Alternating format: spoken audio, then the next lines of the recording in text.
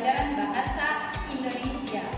Minggu yang lalu kita telah membahas mengenai pengertian dan ciri-ciri dari teks eksplanasi.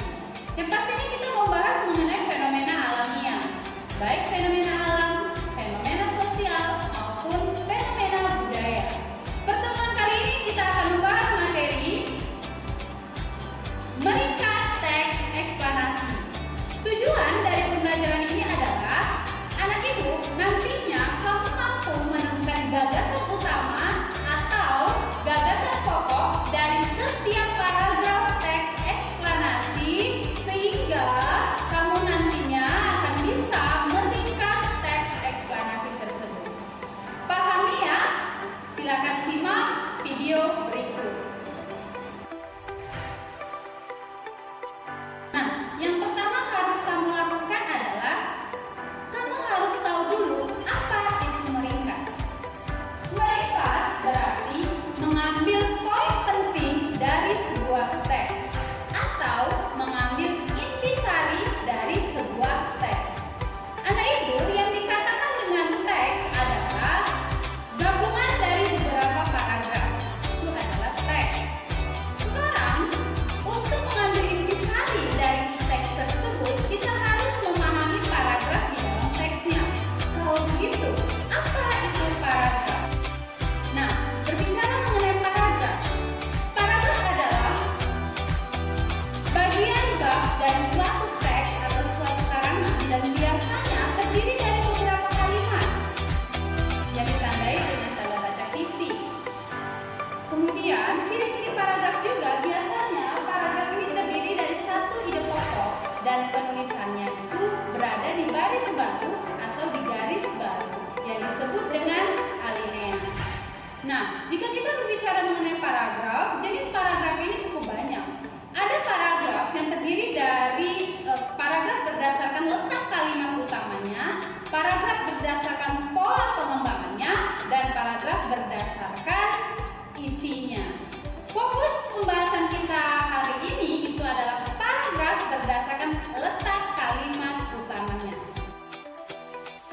Nah, kalimat utama adalah kalimat utama ini disebut juga sebagai topik yang menjadi inti pembicaraan atau inti pembahasan di dalam paragraf tersebut. Jika kita berbicara mengenai kalimat utama lebih dalam, kalimat utama ini mengandung ide pokok, mengandung pokok pikiran, mengandung gagasan utama, mengandung gagasan pokok, dan seterusnya. Sebutan ini sama ya nak, ide pokok itu sama dengan ide utama. Ide utama itu sama dengan pokok pikiran. Pokok pikiran sama dengan pikiran pokok. Gagasan utama itu sama dengan gagasan pokok. Nah, ini semua terdapat di dalam kalimat utama. Dengan kata lain, bagian ini merupakan inti atau ringkasan dari kalimat utamanya. Nah, kalau begitu, kita akan mencari tahu dulu apa itu kalimat penjelas. Yang dikatakan dengan kalimat penjelas adalah kalimat yang berisi penjelasan, pemaparan yang lebih detail lagi dari kalimat yang utama tadi.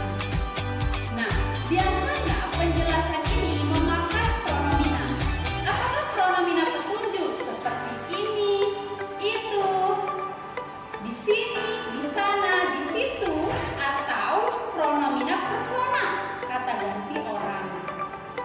Nah, selain itu biasanya yang dikatakan dengan ciri-ciri dari kalimat penjelas itu adalah pasti kalimat-kalimat selanjutnya akan menjelaskan salah satu kata yang terdapat di kalimat utamanya. Nanti kita akan pahami beserta contohnya. Pemahaman lebih lanjutnya adalah sekarang kamu pahami letak kalimat utama di dalam sebuah paragraf. Kalimat utama di dalam sebuah paragraf ada yang disebut dengan paragraf deduktif. Yang pasti, paragraf deduktif adalah paragraf yang letak kalimat utamanya berada di awal paragraf. Kemudian ada jenis paragraf induktif.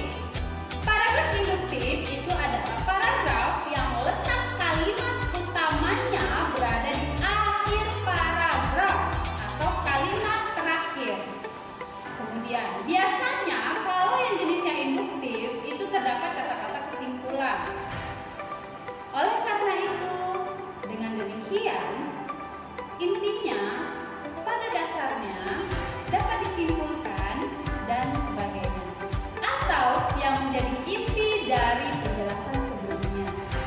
Kemudian ada jenis paragraf yang disebut dengan paragraf campuran atau paragraf variatif. Nah, yang dikatakan dengan paragraf campuran ini adalah letak kalimat utamanya berada di awal dan berada di akhir paragraf. Bagaimana ciri-cirinya? Nah, yang dikatakan dengan paragraf variatif atau paragraf campuran ini adalah di kalimat terakhir dijelaskan kembali penjelasan dari kalimat yang pertama, sehingga disebutlah dengan paragraf campuran. Kemudian ada yang disebut dengan paragraf iteratif. Nah, paragraf iteratif ini adalah jenis paragraf yang letak kalimat utamanya di tengah paragraf. Dan biasanya jenis paragraf iteratif ini kalimat utamanya itu berada di kalimat kedua atau kalimat ketiga. Nah, ditandai dengan terdapatnya konjungsi atau kata hubung yang menyatakan pertentangan. Nah, jenis paragraf terakhir berdasarkan letak kalimat utama ada disebut dengan paragraf paralel. Paragraf paralel ini adalah jenis paragraf yang semuanya adalah kalimat utama. Itu terdapat di dalam paragraf deskriptif dan paragraf naratif.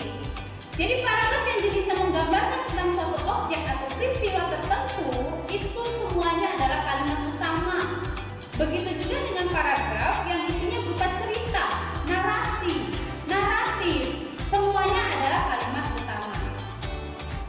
Nah, berbeda dengan teks eksplanasi yang akan kita ringkas saat ini. Teks eksplanasi sudah pasti tidak membentuk teks deskripsi atau narasi. Anak ibu tetap fokus, perhatikan contoh berikut dan pahami. Nah, sekarang silahkan kamu perhatikan contoh berikut. Di sini ibu menyajikan dua paragraf teks COVID. Kalau kamu perhatikan paragraf pertama, di situ ada tulisan yang berwarna biru. Virus corona atau yang disebut dengan COVID adalah salah satu virus mematikan yang menyerang sistem pernapasan. Begitu mematikannya virus ini. Nah, kalau kamu perhatikan di situ terdapat kata ini, pronomina petunjuk. Sudah pasti kalimat kedua menjelaskan salah satu kata dari kalimat pertama yaitu virus. Nah, virus yang dimaksud di sini adalah virus COVID-19.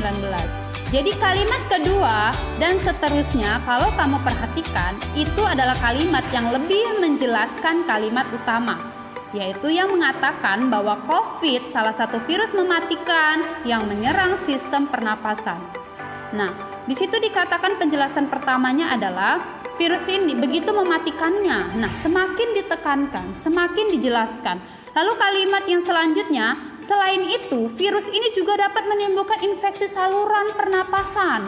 Nah, di situ lebih menjelaskan bagaimana mematikannya virus COVID ini. Dari paragraf pertama ini sangat jelas sekali bahwa kalimat yang pertama itu adalah kalimat utama yang menjadi inti pokok dari pembahasan kalimat-kalimat selanjutnya. Nah, kemudian kita jadikan kalimat utama itu di kolom kalimat utama. Berarti jika kita lihat berdasarkan letak kalimat utamanya, kalimat ini berada di awal paragraf, sudah pasti kalimat ini adalah jenisnya deduktif.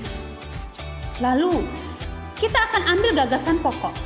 Saya tadi mengatakan bahwa gagasan pokok itu adalah ringkasan lebih sederhana dari kalimat utama. Yang pasti gagasan pokok ini diambil dari kalimat utama ya nak ya. Nah, maka kita ambil lebih ringkas lagi kalimat utamanya sehingga menjadi virus corona merupakan virus yang mematikan yang menyerang sistem pernapasan. Nah, sebelumnya tadi juga sudah dijelaskan. Sehingga kita sudah dapat gagasan pokok dari paragraf pertama. Sekarang coba kamu perhatikan paragraf kedua, Nak. Di paragraf kedua itu, di situ terdapat tanda tulisan berwarna biru. Itu adalah kalimat utamanya. Mengapa? Nah, kita lihat. Gejala-gejala COVID-19 ini umumnya muncul dalam 2 hari sampai 2 minggu setelah penderita terpapar virus corona.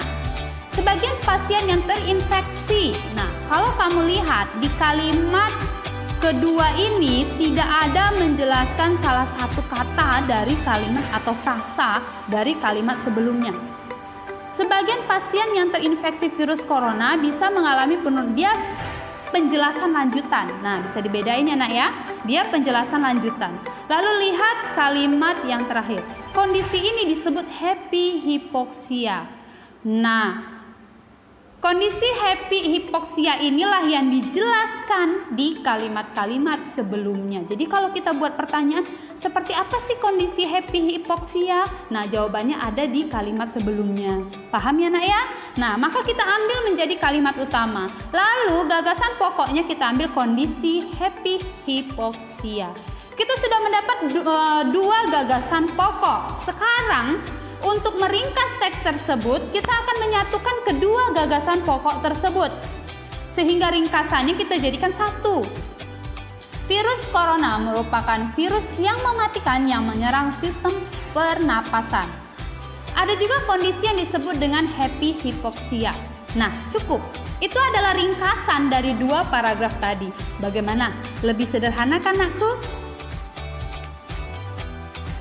Nah, berdasarkan